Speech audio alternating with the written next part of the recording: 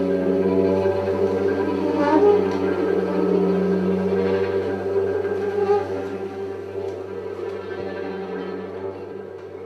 final installment of this year's Jazz Gallery's Composers Series. You've got a very robust program that you can get bunches of information out of, and I'm only going to say a few things. I want to point out that it was in 2002 that the Jazz Gallery first had a composer series, and it was an enormously productive series that went on and ended up producing a number of recordings and got us a lot of attention, and got a lot of attention to the people who were participants in it. At that time we were supported by initially the Rockefeller Foundation and the New York City Department of Cultural Affairs. 5 years later now, we've made application again to the New York City Department of Cultural Affairs, but most importantly to the Jerome Foundation. And the Jerome Foundation has a long history of making a point of funding emerging artists and asking them to push the limits and to do something truly special. I can say that all of the 6 composers in this year's series have done exactly that, but none has done it more so than tonight's artist. We're not surprised by that. We have watched John Ellis develop over the years. He has been performing here into his 6th year, and he has always come up with novel ideas. But again, he has surpassed himself in this case, both with regard to the instrumentation, the concept, the use of a poet, etc. Without further ado, please welcome John Ellis. This is a great experience for me. I was really searching for a concept for this and not having a whole lot of luck. And many of my friends came up to me and told me their crazy dreams, just stories like, you wouldn't believe the dream I had last night. I had the craziest dream last night. I was on my motorcycle and I was over the Hudson River and I was flying through the air. And I had the sensation that I didn't know which way was up or down, but I was on my motorcycle in the air, and then as soon as I realized I didn't know which way was up or down, of course I went straight down into the Hudson. And it goes on from there. Another friend of mine was getting chased through the parking lot by the '96 Chicago Bulls. They were trying to kill him. It was like Scottie Pippen had a machine gun, and he was like ducking behind cars. So I thought, wow, the human brain's got a fertile imagination when we're sleeping. Wouldn't it be great to make little musical miniature sketches of some of these things? So I enlisted these, well, let me say first, I was like, how can I do this? Should I write their actual dreams, or what can I do? Maybe I'll try to make up some dreams. And it became a little too difficult to try to collect all these different dreams, so I ended up, at first I was going to try to write them, and then I said, well, maybe I could, I'm not really that much of a writer. Who can I get that can write crazy dream-like words? And I said, I know just the guy. It's a good friend of mine from a long time ago, from 10 years back, who's a playwright, a fantastic writer, Mr. Andy Bragen, who's right here. And he wrote all these words which are in your program. So I know they're really hard to read, but they're really tiny, tiny font. But there's 12 of them, so you can maybe later go home and see them too. But what we're going to do here is, I have Andy here, he's going to recite each one of them and then conjure up the mood, and then we're going to play. We're going to play them, so we're going to do 6 of them this set. But to capture this kind of cinematic, dreamlike spirit, I got these fabulous musicians. I'm really fortunate to have them. They've been working really, really hard. So I want you to give it up for each one of them before we start. We have on the percussion Mr. Daniel Sadownik.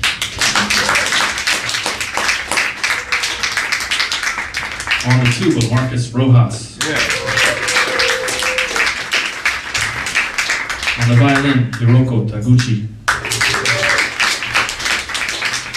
Also on the violin, Olivier Menchon. On the viola, Corinna Albright. On the cello, Christopher Hoffman. On the vibes and marimba, Tim Collins. My name is John Ellis. This is Dreamscapes. Without further ado, Andy Bragen. Food dream. I'm so hungry I could eat a horse. Go ahead then, take a bite, have some hoof, the gelding replies. That hoof's all muddy, no way, man. My mother's wrapped in a sarong made of red onions and arugula.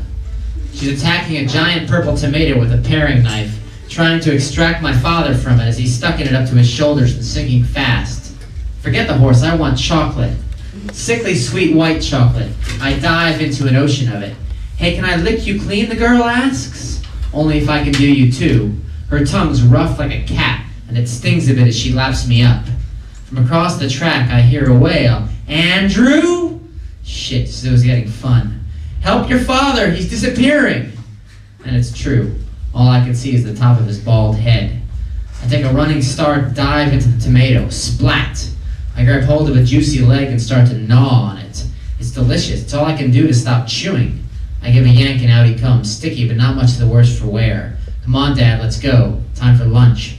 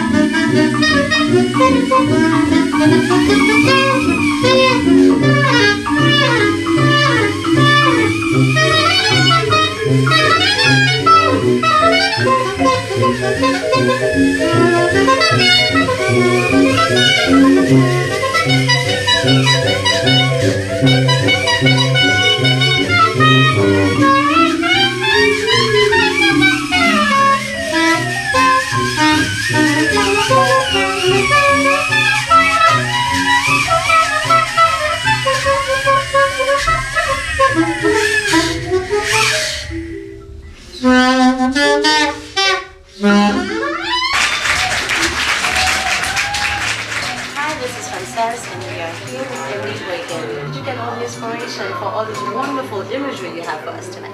Well, it was a back and forth. I was talking with John about kind of what he was looking for, what he wanted. I think my first attempt was more sort of portraits, and he's like, well, that's okay, but let's try to go more in the kind of visual dream, almost screenplay-like imagination thing. So I kind of said, all right, you want crazy? You want to take it out there? I'll take it out there. And then it was a combination of pushing the imagery and also taking stuff from my own personal experience at the The time. composer for tonight, Mr. John Ellis. Congratulations on putting this wonderful soundtrack out about dreams, which was inspired by your friends. Yes. This project also signified a new venture for you, because this is the first time you're writing for strings, right? Yeah, it's new in many ways, but that's one of them. Yes, Right, I so- haven't written for strings before. So musically, what were the challenges that you were facing with this piece?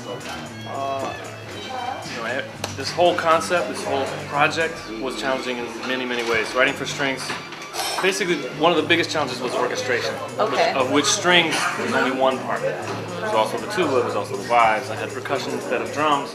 I was playing different instruments. I was trying to choose which instruments to play for the right setting for the song. Every song is supposed to be very evocative of a certain dream-like quality. So there was many orchestrational issues, you know, like how do you use the tuba so it's not always playing the bass? How do you make the string parts all interesting and unique so that they're not just all playing exactly the same rhythm all the time? And how do you make everyone feel like they have a part that's exciting, and also just the composition and making the music all work? I think in jazz, you know, a lot of the things that I've done in jazz have been very much like you try to write a vehicle, some kind of simple piece that then you improvise. And most of it is all about the improvisation. In this case, I was actually trying to be more like a composer in a way, like more moving a little bit more towards like what classical composers do.